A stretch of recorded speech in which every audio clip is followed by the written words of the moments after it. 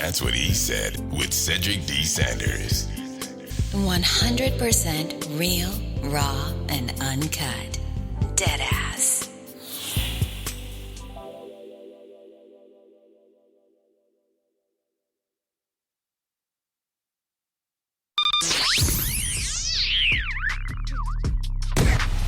Welcome to another episode of That's What I Said with Cedric Sanders. Giving you 100% authentic, real, raw, unapologetic truth with no filters. This broadcast starts now.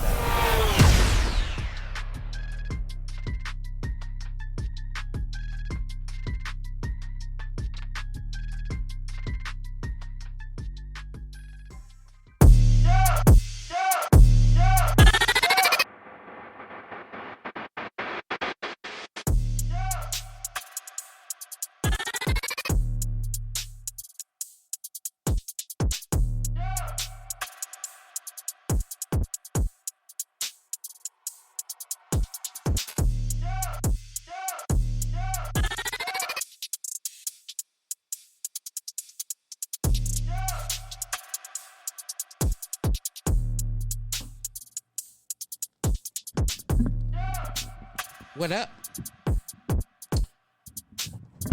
Man, what up? This is kind of unfortunate. I ain't even got my shit together. What's good, everybody? What's good? We on a little late tonight. Blame it on me. It's I just had some issues that I was trying to work out on the streaming part, and I waited too late to even check it, and I had issues. So don't count that against me now. I'm still live. I was just going to say, here we are. But I'm just not live on Facebook. Yep. So what's good, everybody? Thanks for tapping in and tuning in for another episode. We are live from Studio B. That we are. So, what's going on? Like, man, this weather is like tripping out. It's crazy. Storm after storm after storm. Yeah. We are number 2. Yeah, about to get a third one. Yeah, prepping for number 3. It's been relentless. It's been kind of crazy. But facts. Besides that, I mean, West Coast get jacked up, and then East Midwest Coast get jacked up. Midwest, and then us. So yeah, I mean, that's just the flow of the weather. But tonight, I think it's fitting the direction I'm going with this conversation. Can't say that for a lot of people because when trends happen, it's one of those things that people adapt to, not just changing trends, but what's going on, what's happening. Yeah. And something I realize is that, as we adapt, we make things better, we make them worse, whatever the case may be. But it always ends up in some form or fashion not really screwed up, but misunderstood or just, for lack of better words, it's not understood in the ways that it should be understood so that it can be for the betterment of everybody. I think it's just somewhere along the line, it's taken out of context. Well, yeah, I think it's more so not even just taken out of context. I think it's more so like okay, back in the day when we had pagers and beepers and shit. People understand why, and then you go through this whole evolutionary phase of the cell phones to where they are now. Hell, you can do. They were humongous back then. Well, shit, yeah, they were big as hell, and all you could do is talk on them. Right. You can do now that you can now you can text and search the internet and stream and do banking, watch everything, watch movies. Yeah, it's like you watch TV. It's like you have a computer in your hand. But people don't realize that this has been like one of those things. It's just one of those evolutionary things that we go through, I think. And as we get older, that I guess we didn't realize when we were younger, but now that we're older, it's like now we're the older generation. And it's like, oh, I don't understand all this new shit y'all got. All this talk tick and all this chat snapping and all this other kind of, I don't understand it. But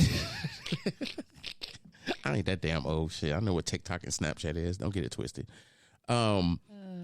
But I think it's like not even trying to be hip or understanding what the younger generation is doing. It's we never applied those new things as we, when we were younger, all the new stuff was coming out. We never paid attention to the old stuff. And now that we're older, it's like we're attached to the old stuff.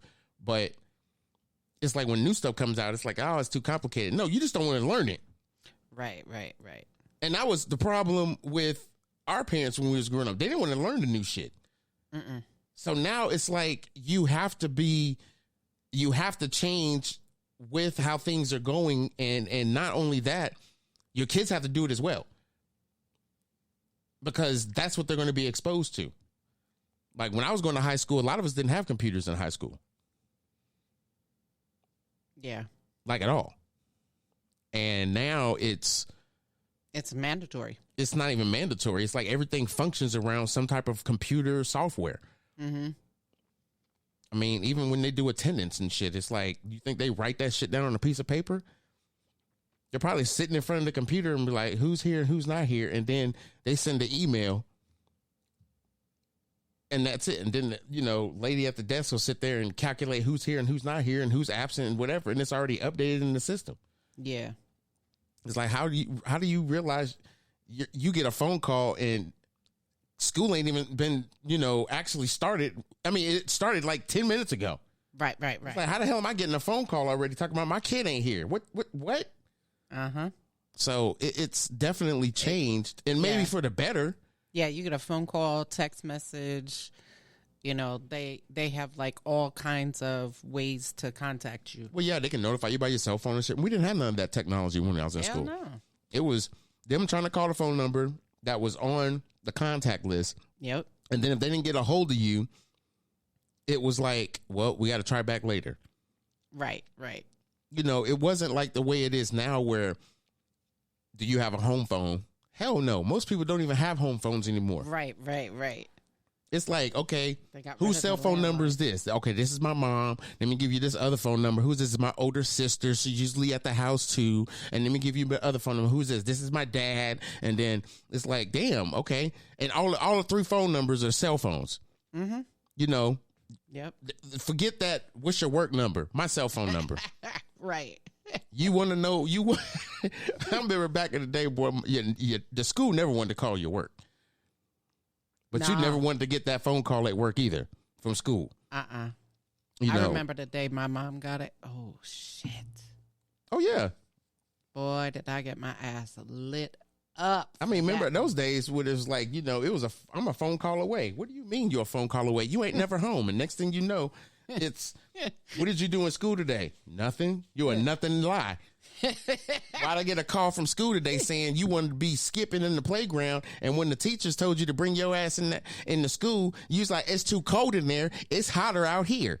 If you don't get your dumb ass in school, that's why we sent you in there, because you dumb.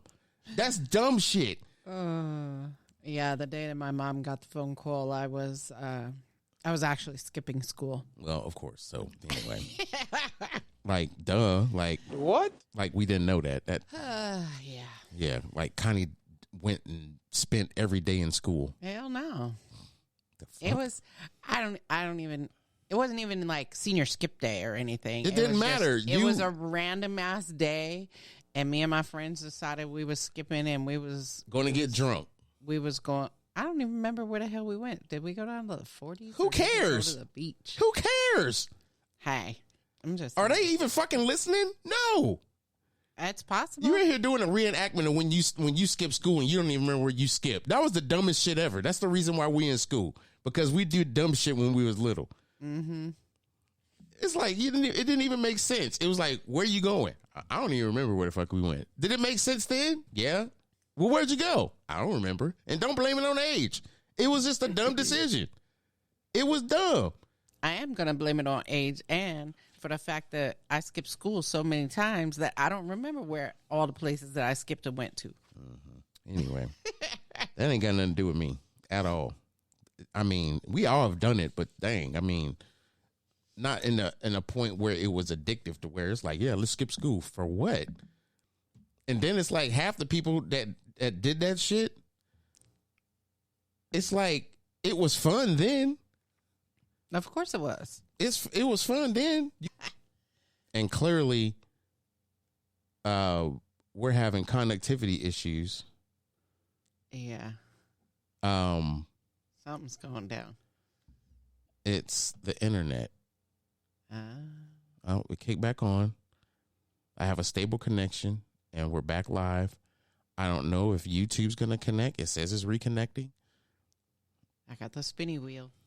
Well, I'm sure it's going to reconnect because there it goes. So you should have a live picture in 3, 2, 1, bam. Nope, didn't work. I ain't a magician. I'm sorry, y'all. We're having a really bad windstorm. So I know that there was like a space of dead air for a few seconds. Or the dead live video. Right. It did disconnect. It's reconnected. And we're probably going to keep this podcast short because of the fact that we're in this storm and not knowing if the power is going to get shut off or not. Right. So he'll be in mid-sentence next thing. Be-doo. Yeah, be-doo. Yeah, exactly. And it would just be totally fitting at that point for it to happen. I mean, right. But at the same time, like I said, I want to keep this short.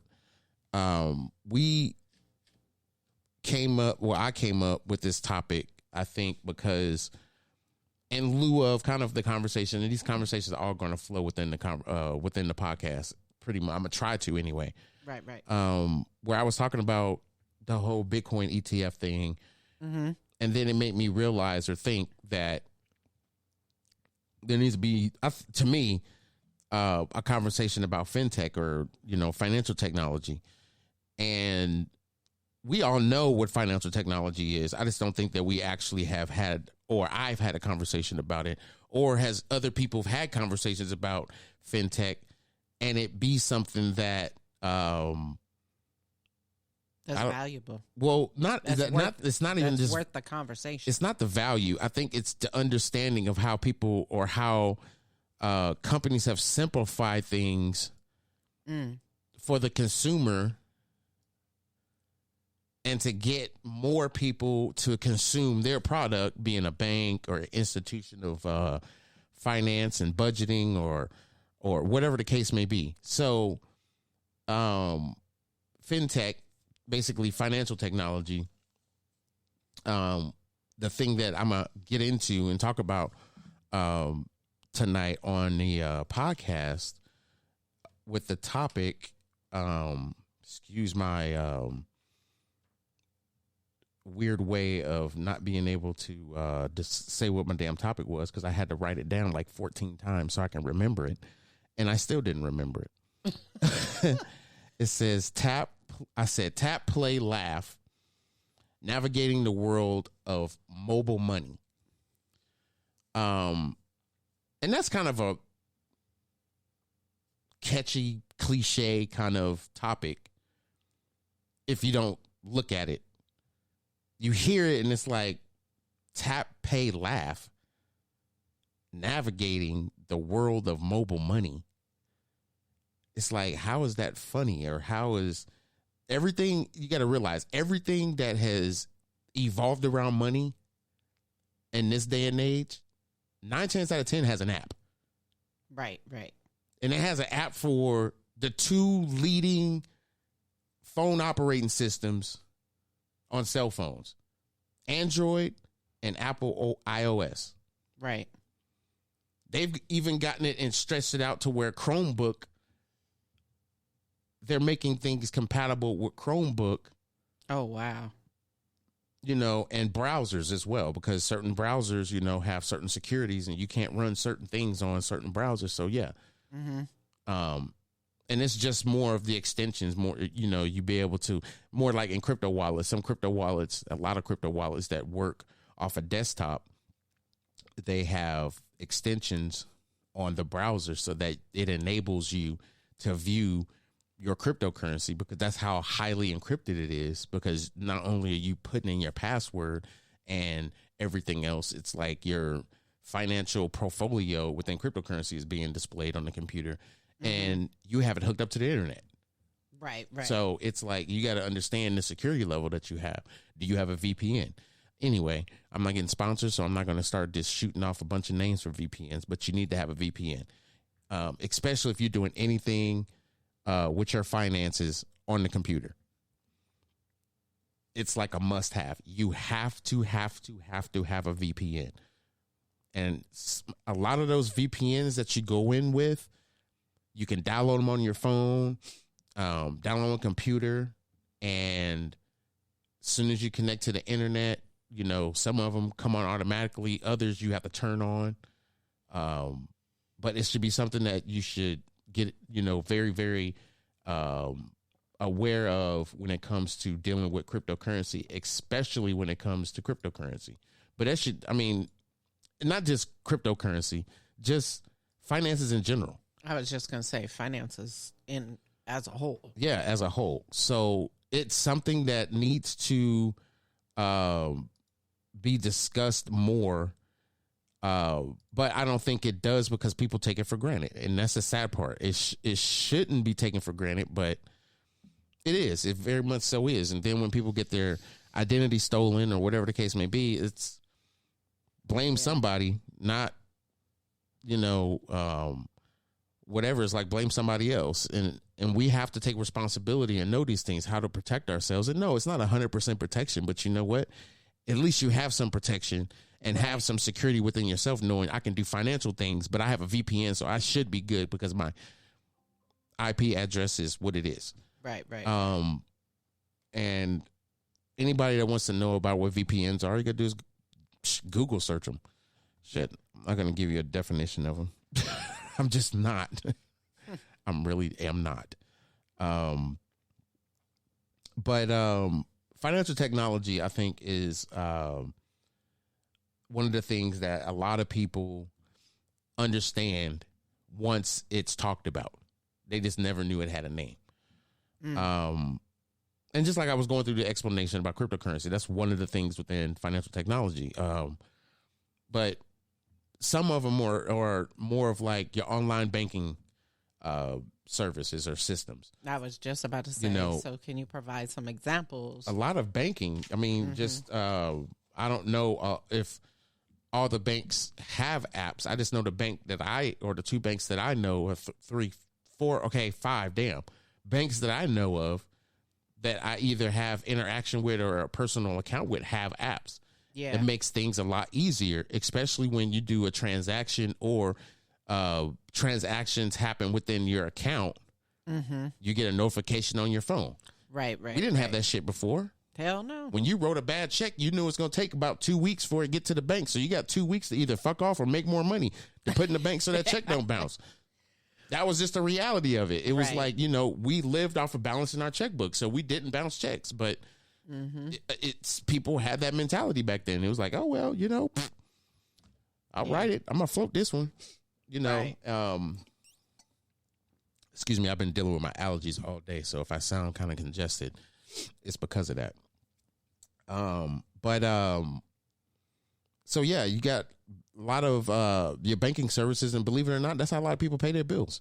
And they keep it electronic, so it's and a lot of loan places, loan services, right?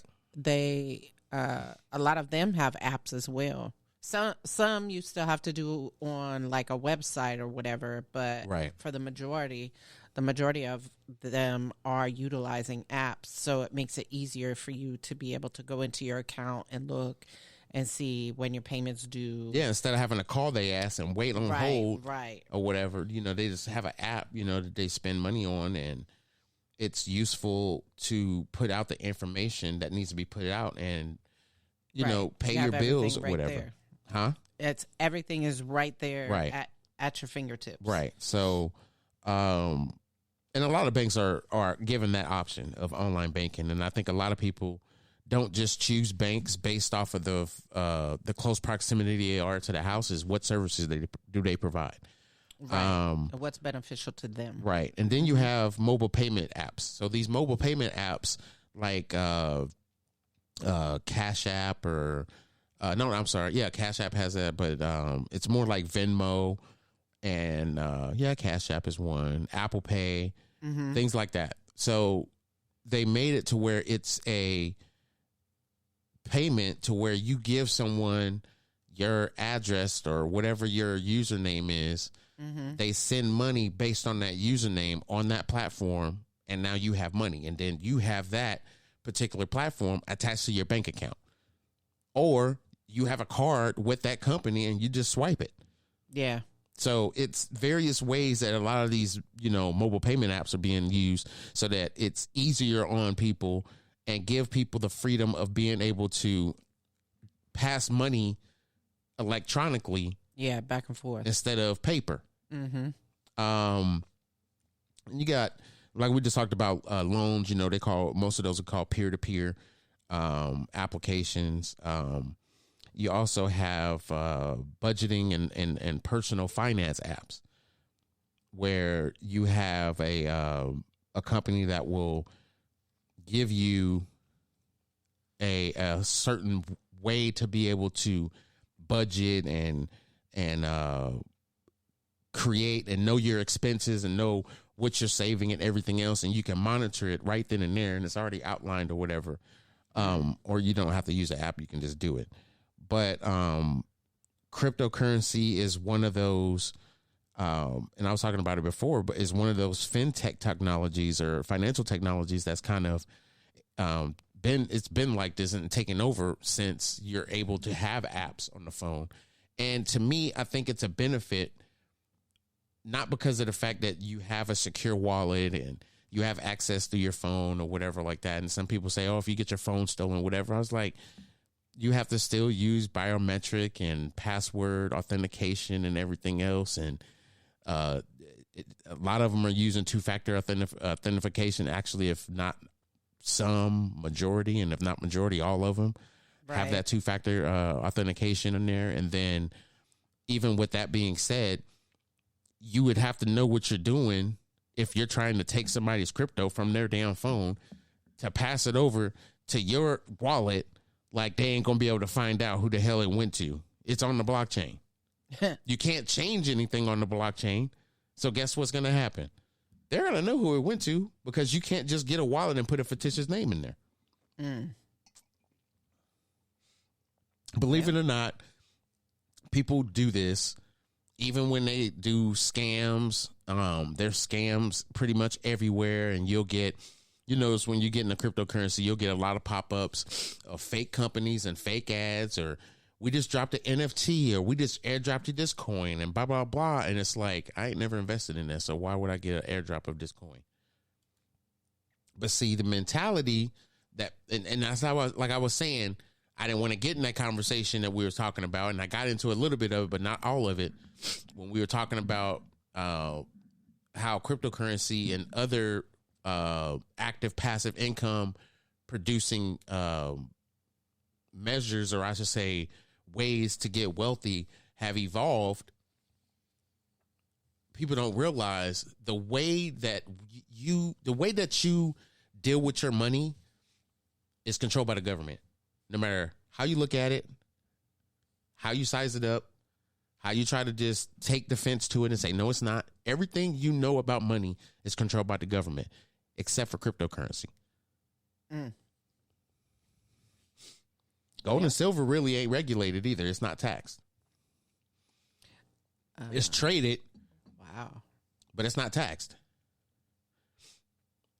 So back then, they controlled how much gold you can have and everything else, because they didn't want people to be rich. They wanted workers, not... Anyway, we ain't going there. Fucking Rockefeller. But it goes beyond that conversation. When... Okay.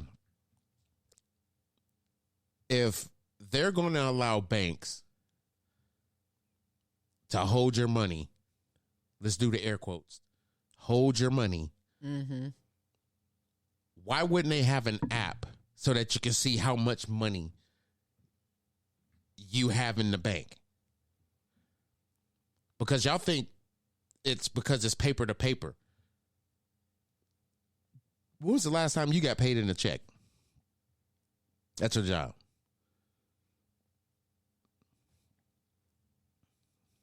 Never. Oh, that would have to been when I was in the military. I'll say you a damn lie. When I was you in had the a job in high school before you was in the military, you got paid by check. Yeah. DDS didn't happen until like late 90s. And that was mandatory. Actually, it was mid 90s. It was mandatory. Yeah. They did not want to do with them checks. They did not want to deal with them checks unless they had to. And you would still get checks every now and then. Right. But that was a slow process. When 2000 came around, boy, if you didn't have direct deposit, you was asked the hell out. No, that if you didn't have a bank, they were forcing people to get bank accounts. Yeah. They were forcing people to get bank accounts because direct deposit was it. Mm-hmm. You mean we could pay you electronically on a secure system? That's how a lot of those financial companies became, payroll companies. Mm-hmm. Anyway, so what do you think cryptocurrency is doing? Everything that we see in the physical, they're doing it with cryptocurrency. They're doing it digitally. Storage, right? There's a cryptocurrency for that. Supply chain, cryptocurrency for that. Yeah. Peer-to-peer exchange of funds or cryptocurrency. Oh, there's a plethora of that shit. Mm-hmm. A plethora. But again, finding ways to be able to control your portfolio digitally and securely is like one of the biggest things that's going on now. Biggest narrative. Not just transaction fees lowered and faster transactions and more secure, a more versatile cryptocurrency, something that's going to benefit not just, the consumer, but also the company and the world. It's just it's a bigger sandwich that we all can eat off from. It's just that we got to cut that shit in shareable pieces so that we all can share off the knowledge and eat off the same plate. Problem is, everything is a scam. Everything has a way that is scam. That's just the way people are. We have assholes that are finding ways to steal money because they feel that's their job. Yeah. Yeah. So, I guess,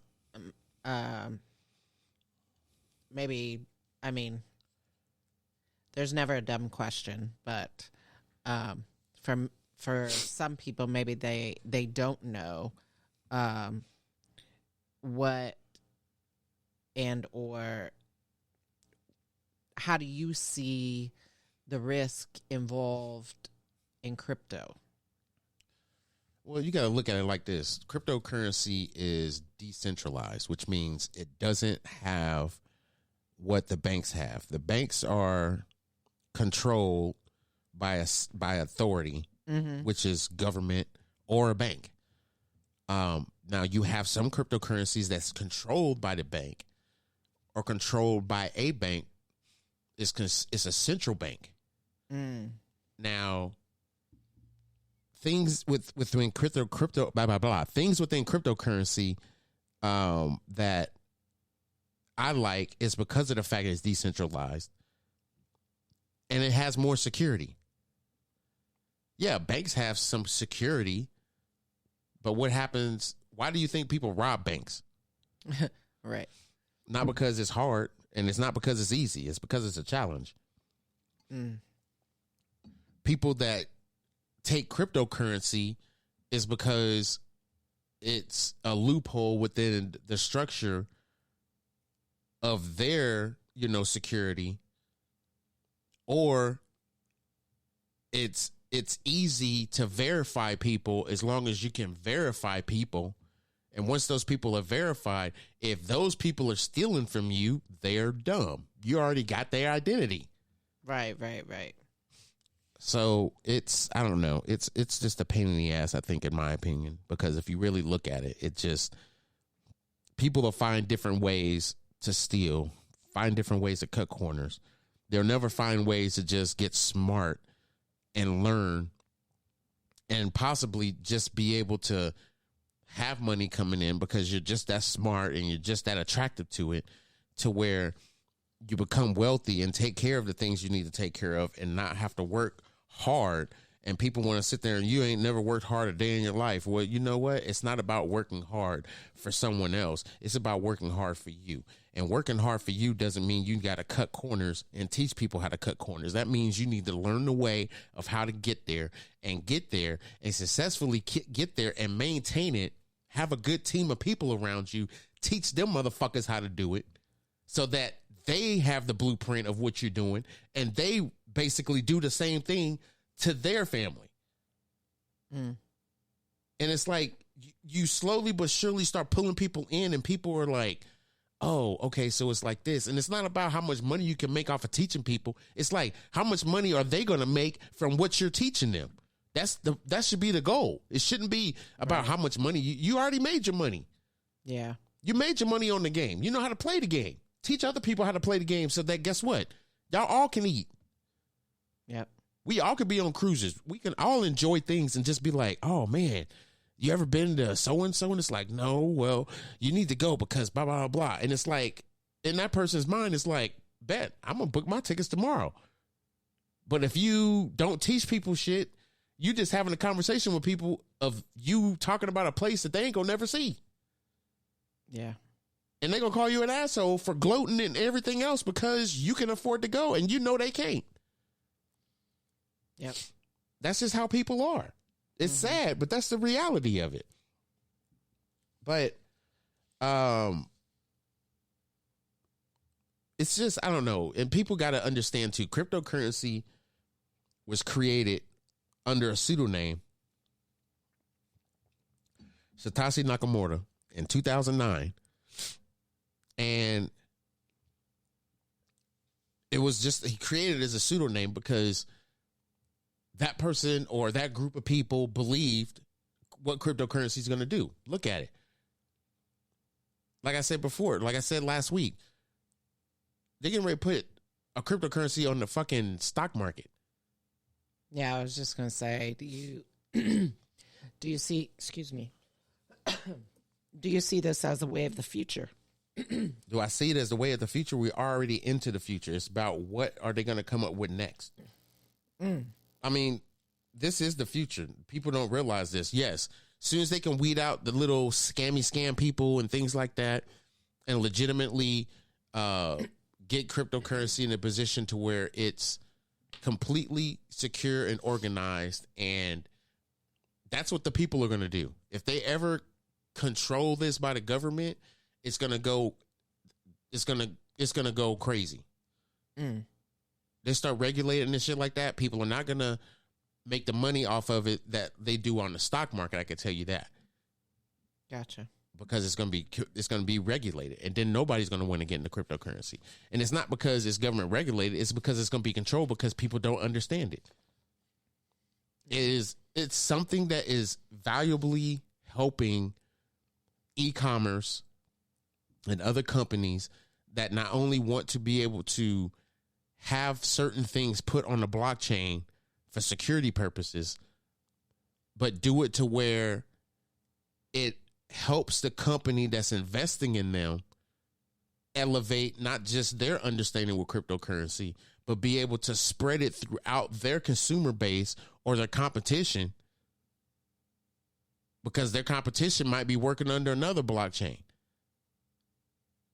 Wow. You know, so it's starting to get into this thing where I think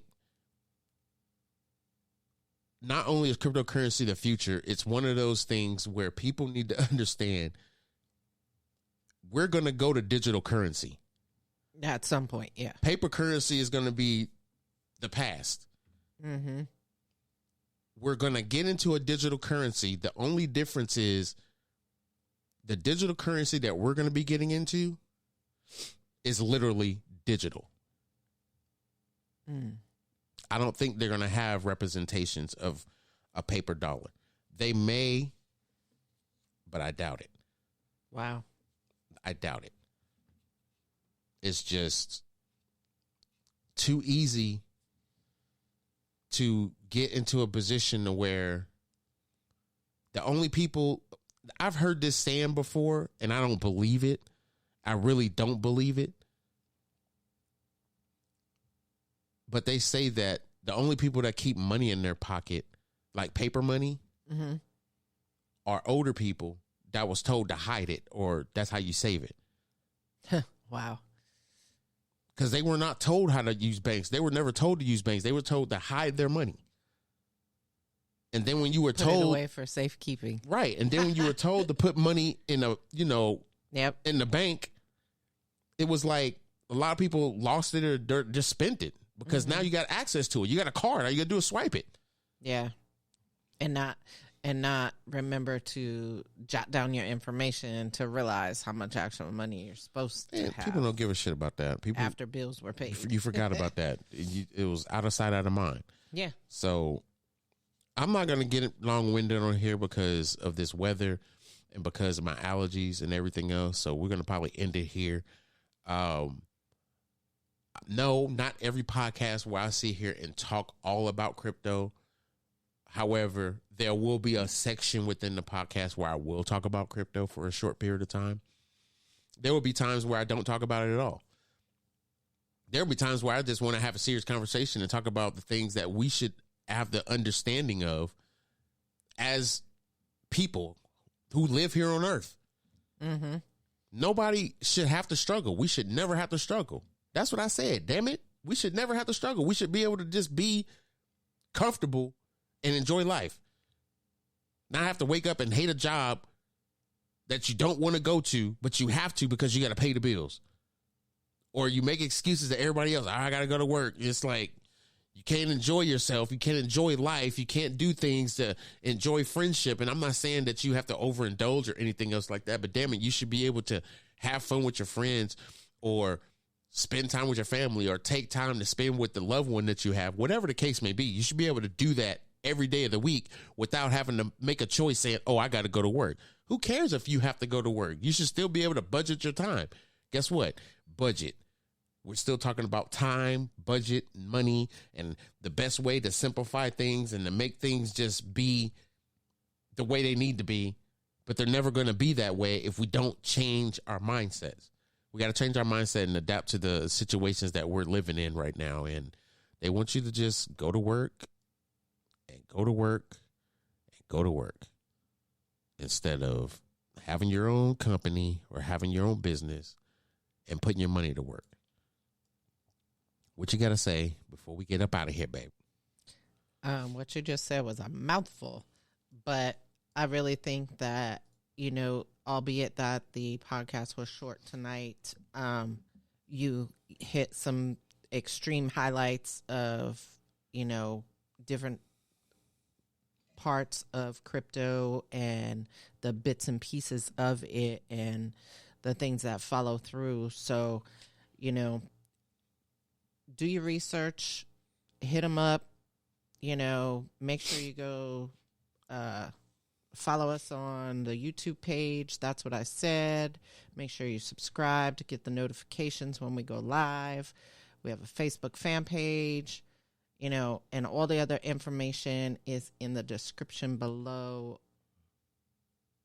Let's have a great rest of the week and stay warm. Facts. Do that. Make sure y'all smash that like button for anybody that's watching the YouTube video. And make sure y'all subscribe to the YouTube channel. It helps us out.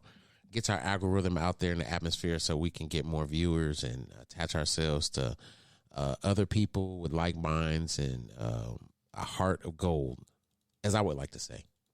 With that being said, y'all, I hope y'all like this episode of That's What I Said. Catch us every Tuesday, 7 p.m. ish. Sorry, I was a little late, y'all. But like I said, it was going to be short tonight. So peace and love, y'all, man. I hope y'all enjoy the rest of y'all week. Stay warm. Stay cozy. We out. Peace.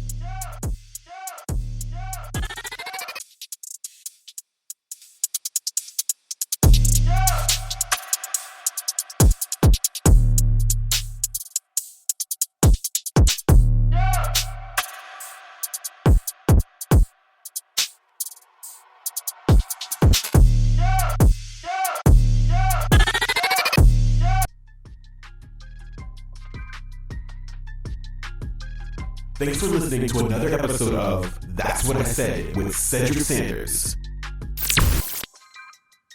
Make sure to like and subscribe to the show on your favorite podcast platform so you never miss an episode.